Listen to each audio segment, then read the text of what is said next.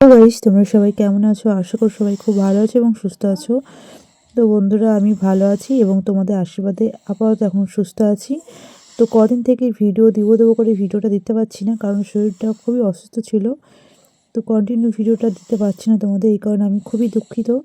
তো বন্ধুরা, আজকে অনেক কদিন পরে ভিডিও করতে গিয়ে প্রথম যেহেতু আঁকাটা আমি তৈরি করেছি, তো জ্বলছিলই না, অনেক কষ্ট হচ্ছিলো। আজকে কোনো ভিডিও হচ্ছে না, সেটা হচ্ছে আজ তোমাদের কিছু জানাতে চাই। সেটা হচ্ছে, দেখো, একটা ভিডিও করতে গিয়ে প্রচুর কষ্ট হচ্ছে, প্রচুর, মানে কি বলবো, বারবার এই যে লিভে যাচ্ছে, বারবার আমি আঁকাটা জ্বালছি, এবং যে মানে কষ্টটা হচ্ছে তোমাদেরকে সেটা বোঝাতে পারবো না।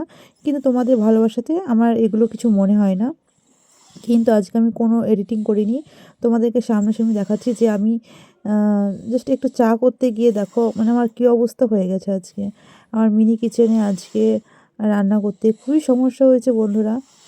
আর তোমরা যে যেখান থেকে আমার ভিডিওগুলো দেখছো, প্লিজ কমেন্ট করে জানাতে ভুলো না। আর কি বলবো, তোমরা সবাই একটু আমাকে পাশে থেকো, ভালোবেসো, ভিডিওগুলোকে শেয়ার করো। আশা করি তোমাদের আরও ভালো সুন্দর সুন্দর ভিডিও আমি দিতে পারবো।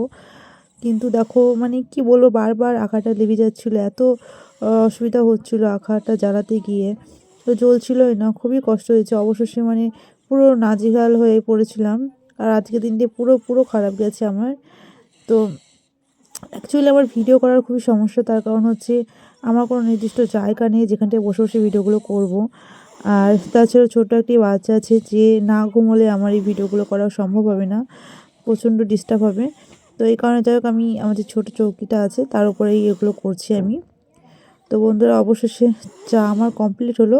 তাও মানে দুধের চাটা পড়ে গিয়েছিল, মানে পড়ে টড়ে একসা হয়ে গেছে। তারপর আধ কাপ অবশেষে পেলাম, তাও সেটা আমি টেস্ট করলাম।